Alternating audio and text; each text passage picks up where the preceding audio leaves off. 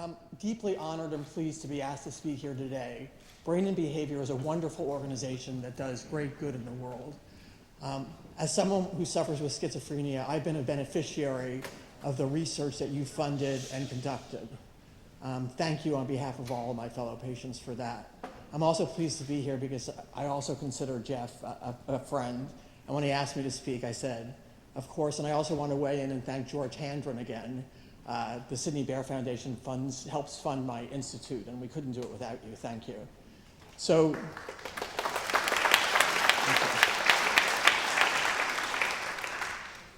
what I'm going to do is I'm going to narrate my story of my struggles with schizophrenia, punctuating the narration with passages from my book.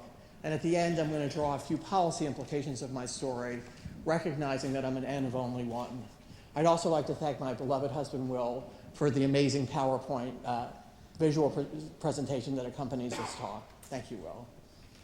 So, as Jeff said, I'm Orrin B. Evans, Professor of Law, Psychiatry, and Psychology in the Behavioral Sciences at the USC Gould School of Law, Adjunct Professor of Psychiatry at the UCSD School of Medicine, and on the faculty of the New Center for Psychoanalysis. I'm also a patient with chronic schizophrenia. I've been given, quote, very poor and, quote, grave prognoses. In other words, I was expected to be unable to live independently, let alone to work, and that hasn't turned out to be my life. My memoir, The Center Cannot Hold, My Journey Through Madness, tells how I got from there to here. My central goals in writing my story are twofold: to give hope to those who suffer from schizophrenia and understanding to those who don't.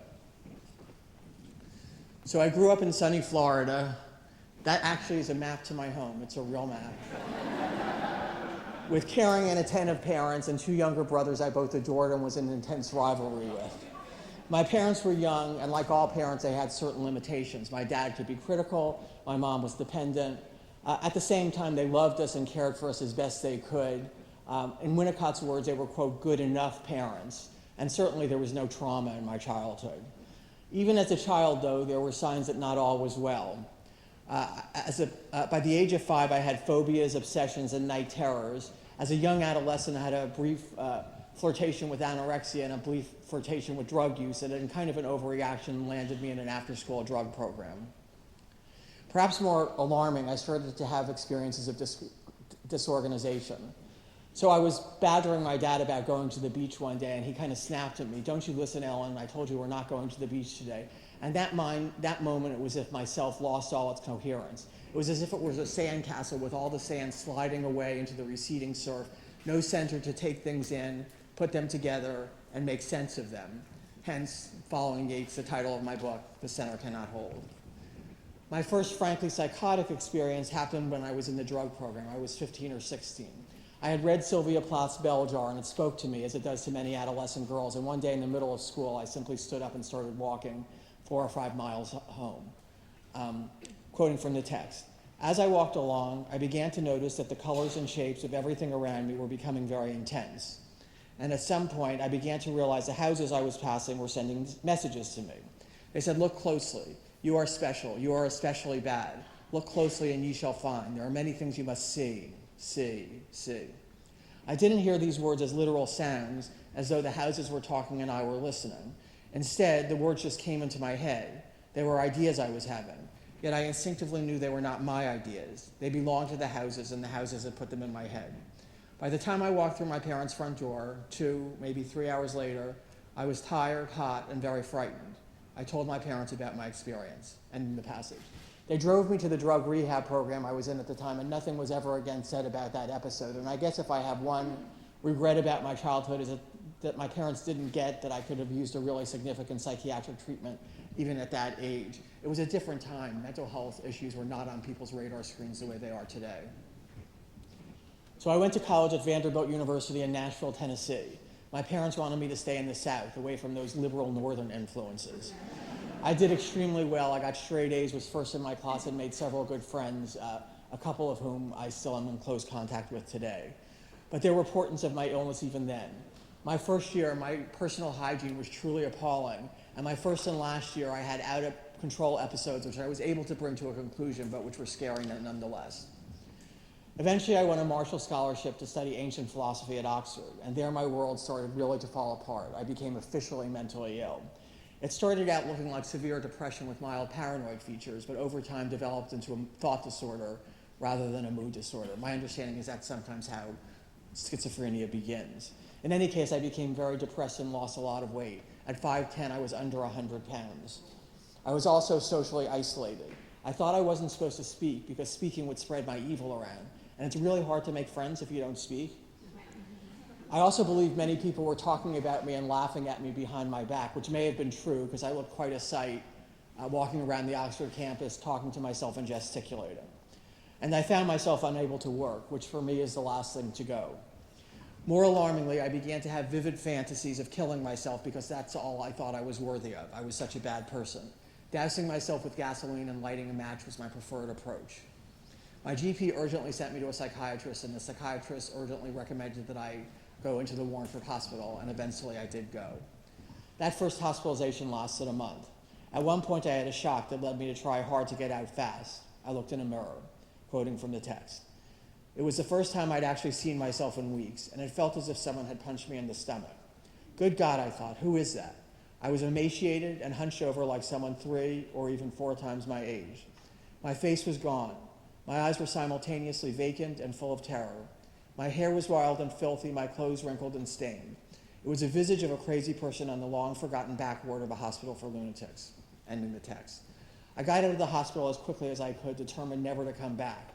I was not going to be one of those revolving door patients. This would be my first, my last, my only hospitalization.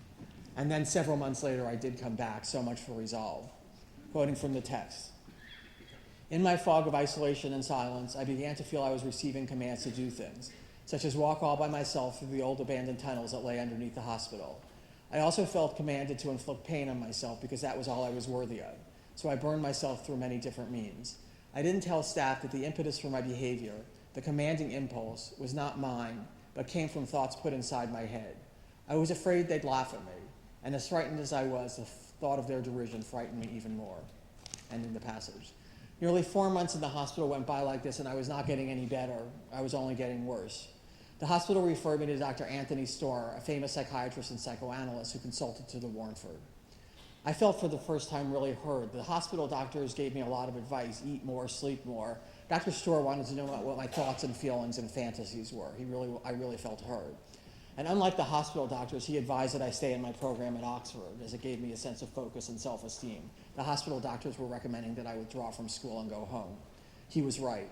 His second recommendation was equally wise and equally unlikely to be given here, that I should get into psychoanalysis. Indeed, Storr's report, which I saw much after the fact, was truly prescient. He said, quote, "For a girl like this, it is psychoanalysis or nothing." Quoting from the text. My new analyst, Elizabeth Jones, greeted me at her front door. She resembled any elderly British matron, tall, large-boned and stately, wearing a long flower dress that touched the tops of her shoes. During my sessions with Mrs. Jones, I whispered, because I was convinced that people in the house next door or across the street were able to hear what I was saying. Some of the beliefs that had begun at the Warnford, for example, that beings in the sky controlled my thoughts and were poised to hurt me, took center stage in my thinking again. I would mutter complete nonsense, disconnected words and rhymes, which even as I whispered them out loud gave me great shame. I didn't want Mrs. Jones to hear them in spite of her absolute, quote, tell everything rule. Mrs. Jones was different than the hospital doctors. Her training had prepared her well for me, and she went directly to the heart of the matter, in the process sparing neither my feelings nor my assumptions about how a proper British matron should speak. If I expressed concern that I was not smart enough for my studies at Oxford, she would reply, "You were first in your class at Vanderbilt. Now you're upset about Oxford because you want to be the best and you're afraid you can't be. You feel like you're a piece of shit from your mother's bottom." While the content of what Mrs. Jones said to me was not always a comfort, her presence in the room was. So calm, so reasonable, no matter what bizarre words and images she or I used, no matter what I said to her, no matter how disgusting or horrible, she did not recoil or flinch or shift back in her chair or blink in disbelief or disgust. To her, my thoughts and feelings were not right or wrong, good or bad. They just were. Soon, Mrs. Jones herself became the overt object of my fantasies. So much for Freud's view that people with psychosis don't develop transferences. "I know you say you're my analyst," I snarled at her one memorable afternoon, "but I also know the truth. You're an evil monster, perhaps the devil. I won't let you kill me. You're evil, a witch. I'll fight." Walking by kitchen stores, I would stare at the display windows at the knives, thinking that I should buy one and bring it to my next session. Once I went into a hardware store to look at the axes, and I spent an hour or two wondering which one, if any, might protect me. For a while, I carried a serrated kitchen knife and a box cutter in my purse to my sessions, just in case. At the very same time I was terrified of Mrs. Jones, I was equally terrified I was going to lose her. I would plot ways to keep Mrs. Jones from abandoning me. My thoughts. I will kidnap her and keep her tied up in my closet. I will take good care of her. I will give her good food and nice clothes. She will always be there when I need her to give me psychoanalysis. Psychoanalysis on demand. And then, once back in her office, I tell her every single evil thing, ending the passage. Notwithstanding the deepening of my psychosis, my work with Mrs. Jones proved very helpful. I became able to work again and able to make friends again, and it was as if the therapy had interrupted the malignant negative symptoms of schizophrenia. I graduated from Oxford creditably and applied to law school in the States. Still, my last session with Mrs. Jones was truly catastrophic, with her and her analyst husband trying physically to remove me from her waiting room with me crying and screaming. When I finally left at the end of the day, Mrs. Jones patted me on the back and said, "Take courage, Elyn, take courage." I decided to go to Yale for law school. I arrived there in August, and without a Mrs. Jones to turn to, my thoughts started spiraling more and more out of control. I was doing well academically, but then again became unable to work. Parenthetically, the hospital would later commit me, saying I was dangerous to myself and others, and they also committed me as gravely disabled, and the reason they gave is I couldn't do my Yale Law School homework, which made me wonder about the rest of New Haven, or much of the rest of New Haven. I was forced to stay in the Yale infirmary one weekend and then was kicked out as too difficult to manage. Kicked out of student health. I didn't know whether to laugh or cry. And then I had a major and public breakdown the 7th week of my first semester at Yale Law School, quoting from the text.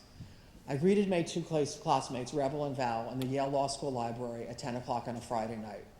We had made the date to work on our memo assignment together, but we didn't get far before I was talking in ways that made no sense. Memos are visitations, I informed them. They make certain points. The point is on your head. Pat used to say that. Have you ever killed anyone? Rebel and Val looked at me like they or I had been splashed in the face with cold water. What are you talking about, Elyn? Oh, the usual, you know, heaven and hell, who's what, what's who. Hey, I said, leaping out of my chair. Let's all go out on the roof. It's okay, it's safe. I hurried to the nearest large window, opened it, then climbed through and stepped out onto the roof, a flat surface and not at all scary. A few moments later, Rebel and Val followed, and they asked what had gotten into me. This is the real me, I announced, waving my arms above my head. And then, late on a Friday night, on the roof of the Yale Law School library, I began to sing, and not quietly either. Come to the Florida sunshine bush. Do you want to dance? Are you on drugs, one asked? Are you high? High me? No way, no drugs. Come on, let's dance. Come to the Florida sunshine bush, where they make lemons, where there are demons. You're frightening me, one of them said, and then Rebel and Val headed back inside. I shrugged and followed them. Back inside, I asked my classmates, are you having the same experience of words jumping around the pages as I am? I think someone's infiltrated my copies of the cases. We've got a case to joint. I don't believe in joints, but they do hold your body together, so that's an example of loose associations. This was more than either of them had bargained for, and they quickly left, although I insisted on staying. Eventually, I made my way back to my room, and once there, I couldn't settle down. My head was too full of noise, too full of oranges and law memos I could not write, and mass murders I knew I would be responsible for. Sitting on my bed, I rocked back and forth, moaning in fear and isolation, ending the passage. There's actually a funny story with that. When I wrote my book, I needed to get an entertainment lawyer to represent me, and it turned out that Rebel was a partner at one of the entertainment firms. So I went and talked to him and told him I had written a book. He asked what the book was about, and I said, my mental illness. And he said, really? I said, you're in it. He said, I am? I said, yeah, do you remember the scene on the roof of the Yale Law School? He said, how could I forget? The next morning, I went to my professor's office to ask for an extension and began gibbering as I had the night before, and he eventually brought me to the ER. I found myself in a small private room waiting for a doctor. The attendant was kind, and I readily gave him my telephone wire belt, which I had made the afternoon before, quoting from the text. But you can't have my 6-inch nail, I said, patting my pocket. Then someone I'll call just the doctor arrived. Give that to me, he said. No, I said. He immediately called for security. Another attendant came in, this one not so nice. Once he'd pried the nail from my fingers, I knew I was done for. Within seconds, the doctor and his whole team of goons swooped down, grabbed me, lifted me out of the chair, and slammed me down in a nearby bed with such force that I saw stars. Then they bound both my legs and arms to the metal bed with thick leather straps. A sound came out of my mouth that I'd never heard before. Half groan, half scream, barely human, and pure terror. Then the sound came again, forced from somewhere deep inside my belly and scraping my throat raw. No, I shouted, stop this, don't do this to me. I glanced up to see a face watching the entire scene through the window in the steel door. Why was she watching me? Who was she? I was an exhibit, a specimen, a bug impaled on a pin and helpless to escape. Please, I begged, please. This is like something from the Middle Ages. Please, no. Ending the passage. 5 months of hospitalization ensued, hospitalization involving long-term restraints. The first 3 weeks I was restrained anywhere from 8 to 20 hours a day, every day for 3 weeks. I was forcibly medicated and I had little privacy. In the beginning, I was often watched when I took a shower or went to the bathroom, and I was not allowed to speak to anyone, including my parents, outside the presence of staff. I do believe the kind of hands-off approach of the British hospital, which you might even call benign neglect, was much preferable to the over-interventionist approach of the American hospital. As I've come to say, I'm very pro-psychiatry, but very anti-force. I returned to Yale the following year. It never occurred to me that I wouldn't finish my law degree, though it had occurred to a lot of other people that I wouldn't.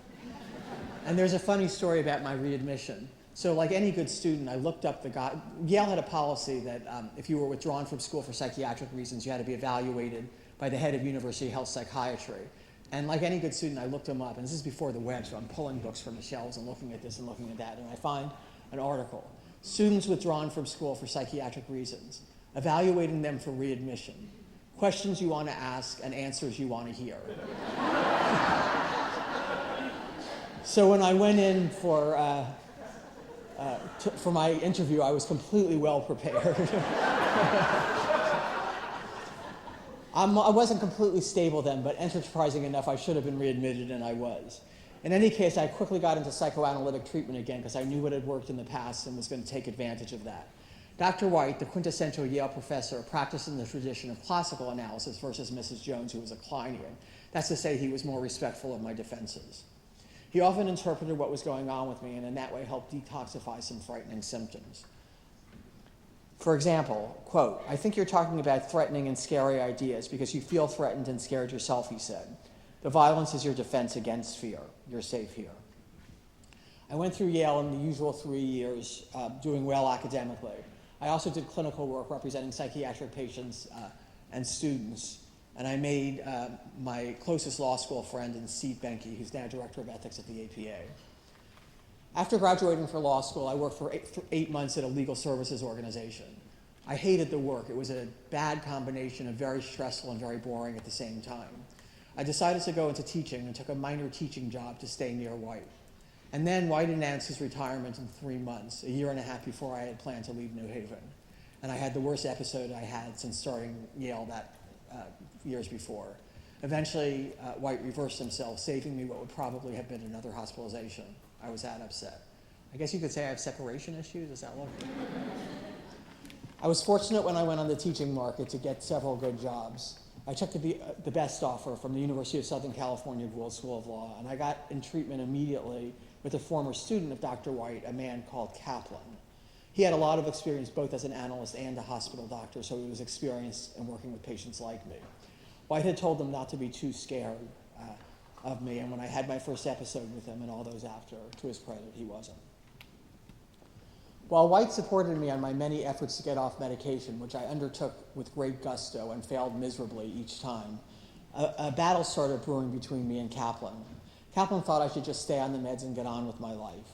For me, the motto, the less medicine, the less defective, held sway. Part of the way that I could prove that I wasn't really mentally ill, that it was all a big mistake, was to get off medication and do okay. So I kept trying and trying and trying. But Kaplan was urging me again, so I said, let me just try one more time to get off, because I don't think I've ever tried as hard as I could. And I tried as hard as I could, but here's what happened, quoting from the text. And so I started the reduction. I hid what I was feeling when I started feeling bad. The days and nights were harder now. The sheer physical effort of containing my body and my thoughts felt like trying to hold back a team of wild horses. Sleep was spotty and filled with dreams that left me awake and sweating in terror. Nevertheless, I dropped down again. Months before, I accepted an invitation to give a talk at a workshop at Oxford. By the time I had boarded the plane for home, I was a complete wreck. When I walked into Kaplan's office my first day back, I headed straight for the corner, crouched down on the floor, and began to shake. All around me were thoughts of evil beings poised with daggers. They'd slice me up in thin slices or make me swallow hot coals. Kaplan would later describe me as, quote, writhing in agony. Even in this state, what he accurately described as acutely and floridly psychotic, I refused to take more meds. The mission is not yet complete. Immediately after the appointment with Kaplan, I went to see Dr. Marder, a schizophrenia expert who was following me for a medication side effect, the movement disorder called Tardive Dyskinesia. He'd never seen me ill before and had been under the impression I had a mild psychotic illness, and my primary concern was avoiding or minimizing Tardive Dyskinesia. Once in his office, I sat on his couch, folded over, and began muttering. I was disheveled. I couldn't remember when I'd slept or what I'd eaten. When had I bathed? In Oxford? Before Oxford? Did it matter if we were all going to die anyway? Anyone who walked into that room would have thought Marder was treating a schizophrenic street person. Weeks later, people told me that's exactly what I looked like. Head explosions and people trying to kill. Is it okay if I totally trashed your office? You need to leave if you think you're going to do that, said Marder. Okay. Small. Fire on ice. Tell them not to kill me. Tell them not to kill me. What have I done wrong? All the explosions, hundreds of thousands with thoughts, interdiction. Elyn, do you feel like you're dangerous to other people or to yourself, he asked. That's a trick question, I said. I don't think you ask a mental health law professor if she meets the commitment criteria in the language of the statute. I'm not sure how you do. No, it's not a trick question, he said. I'm serious. I think you need to be in the hospital. I could get you into UCLA right now and the whole thing could be very discreet. Ha, ha, ha. You're offering to put me in the hospital? Hospitals are bad, they're mad, they're sad. One must stay away. I'm God, or I used to be. At actually that point in the text, in the draft of the book, my husband made a marginal note next to I'm God, or I used to be. He said, did you quit or were you fired? I give life and I take it away. Forgive me for I know not what I do. I really think a hospital would be a good idea, Marder said. No, thank you oh so very much, I said. All right then, but if I were you, I would stay away from work for a while. You don't want your colleagues to see this. Thanks, bangs, bang, bye, see you soon. Oblivious to the look on his face, I left. The next morning, I dragged myself to my office, my hideout, my refuge. I ran into my colleague Ed in the hall, and he quickly figured out what was happening. Elyn, what the hell's going on? I thought you were kidding at first, but you're not, are you? Does anyone else know about this? Is it okay for anyone else to know? I wouldn't mind telling Michael, I said, not the archangel one, our colleague. Ending the passage. Suffice to say, Ed eventually drove me home, showing the good judgment to follow the advice of my psychiatrist rather than tackling me to the floor and taking me to the ER, as everybody else, including Ed's internist wife, was recommending. Eventually, I acceded to everyone's demands that I take more meds. I could no longer deny the truth, and I could not change it. The wall that kept me, Elyn, Professor Sachs, separate from that insane woman I had seen in that mirror long ago, lay smashed in ruins. And then another event further convinced me that perhaps I indeed had a mental illness. I got on a new drug. Quoting from the text. Because of the risks of my meds, Kaplan suggested one of the new classes of antipsychotics, a drug called Zyprexa. Parenthetically, I ended up on a really, really high dose, 40 to 50 milligrams a day with a lot of symptoms still, so I switched to clozapine, 600 a day, which has been a lifesaver. Not completely effective, but largely effective. Anyway, originally with the Zyprexa, the change was fast and dramatic, back to the text. First, the side effects were much less than with Navain. More important, the clinical result was, not to overstate it, like daylight dawning after a long night. I could see the world in a way I'd never seen it before. The illness was still there, but it wasn't pushing me around as much as it once did. Finally, I could focus on the task at hand, unencumbered by the threat of lurking demons. The most profound effect of the new drug was to convince me once and for all that I actually had a real illness. For 20 years, I struggled with that acceptance, managing to hold on to the belief that basically there was nothing unusual about my thoughts. Everyone's mind contained the chaos that mine did, it's just that they were all better at managing it than I. My problem, I thought, had less to do with my mind than it had to do with my lack of social graces. I wasn't mentally ill, I was socially maladroit. Of course, that wasn't true. There's no way to overstate what a thunderclap this revelation was to me, and with it, my final and most profound resistance to the idea I was mentally ill began to give way. Ironically, the more I accepted I had a mental illness, the less the illness defined me. It became accident and not essence, at which point the riptide that had kept sucking me in set me free. Ending the passage. When I thought what I wanted to do with my life post-tenure and post-acceptance of mental illness, I decided it would be to pursue a dream and namely get psychoanalytically trained. Kenny, my Vanderbilt friend, reminded me that I had talked about doing that even as a freshman in college, and when I got ill, I thought it wouldn't be possible, but I was pretty stable now, and with the support of my analysts, I applied. I got my Ph.D. in psychoanalytic science. It's a great institute. It's like a second family. I decided not to finish the clinical part of my training when my book came out because it complicates the therapist-patient relationship for the patient to know that much about me. My institute has been very supportive around my disclosure in my book, publication of my book. So now that I accepted my life and felt happy professionally, I felt finally free to explore other aspects of my life, namely romance.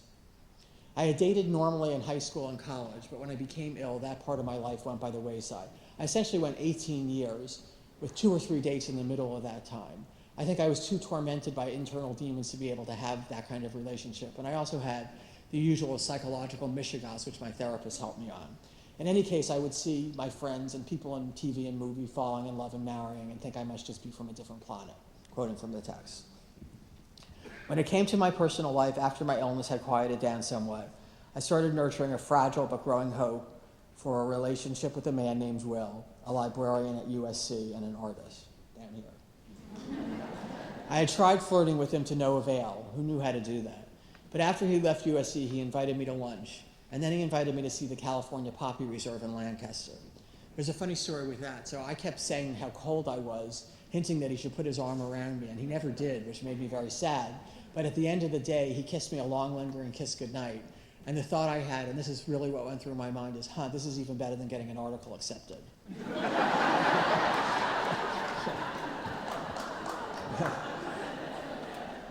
The next day, Will brought me a feather from his parrot, whom he had lovingly described at the restaurant, and pasted it on my computer. And that night, I asked my friend Kenny, and I don't know why I put it this way, because I didn't think it happened this way, but I said, Kenny, do you think a guy who plucks a feather from his bird and pastes it on your computer likes you? He says, I don't know, Elyn, but one thing for sure, he likes you better than he likes his bird. At that point, that wasn't true. He liked his bird much better. Back to the text. I wanted a relationship with Will and slowly began to believe that it might actually happen. Eventually, I told Will that I loved him, and indeed, he was the first man I had ever loved in that way. He said that made him very sad. At the right moment, I told him about my illness, and he responded as gently and kindly as a person could. As Steve's friendship made me feel human, Will was making me feel like a woman. Eventually, Will and I married. We kid around that being in our 40s when we married, we just skipped the first marriage. Will also insisted on making our wedding cake, so 3 weeks leading up to the wedding, I was tasting like 2 or 3 cakes a week. I was afraid I wasn't going to fit in my dress. It was a great orange cake. And he also made an amazing wedding invitation by a video, which was set to the theme of I Love Lucy. So I'm going to conclude the narrative part of this talk by reading the last passage of my book, quoting from the book. Recently, a friend posed a question. If there were a pill that would instantly cure me, would I take it? The poet Rainer Mary Rilke was offered psychoanalysis. He declined, saying, don't take my devils away because my angels may flee too. I can understand that. Mania and manic depression has been described as a sometimes pleasurable high that brings with it feelings of omnipotence. But that's not the experience of schizophrenia, at least not for me. My psychosis is a waking nightmare in which my demons are so terrifying that all my angels have already fled. So would I take the pill in a heartbeat? That said, I don't wish to be seen as regretting the life I could have had if I had not been ill, and nor am I asking anyone for their pity. What I rather wish to say is that the humanity we all share is more important than the mental illness we may not. With proper treatment, someone who is mentally ill can lead a full and rich life. What makes life wonderful, good friends, a satisfying job, loving relationships, is just as valuable for those of us who struggle with schizophrenia as for anyone else. For a person with mental illness, the challenge is to find the life that's right for you. But in truth, isn't that the challenge for all of us, mentally ill or not? My good fortune is not that I've recovered from mental illness. I have not, nor will I ever. My good fortune lies in having found my life. So I want to talk about 4 policy implications of my story very briefly, and again, recognizing I'm only one person. And my first point is I think we need to invest many more resources into the care of people who have psychiatric illness. So mine's not a story of a woman who, through sheer force of will, overcame great odds, but someone into whom enormous treatment resources were invested, 5-day-a-week therapy for years and continuing, great psychopharmacology, and so on.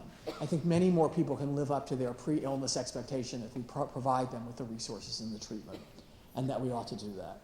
Second, psychoanalytic treatment can be one of those therapies that's effective. It's not effective for everybody, and we need to do studies on who it is effective for. It's also expensive, but some people with schizophrenia have resources and should know it can be helpful, and also low-fee clinics offer analysis at a greatly reduced fee. I had a friend with a severe bipolar illness who was treated by a trainee and did wonderfully. The third thing is the problematic nature of using force. Maybe I'm just especially shame-prone, but I remember being restrained and forcibly medicated with great pain. It was very traumatic, very degrading. It's also not a stable solution. Once you stop administering the force, the person has no incentive not to go back. I also would like to say that what I think we should do, instead of using more force, is invest resources into studying ways we can get people to want treatment so we don't have to use force. I think that should be an important research agenda for people in the field, and I'm designing a study like that. I'd also like to say that I'm grateful to my analysts for sitting with a certain amount of anxiety when I wasn't well for the sake of respecting my wishes not to be hospitalized. I think that was a very generous thing to do. And then the last thing I'd like to say is talk about the problematic nature of mechanical restraints. I was shocked when it happened to me in America because England hasn't used 4 or 6 point, tying someone's spread eagle to a bed for over 200 years.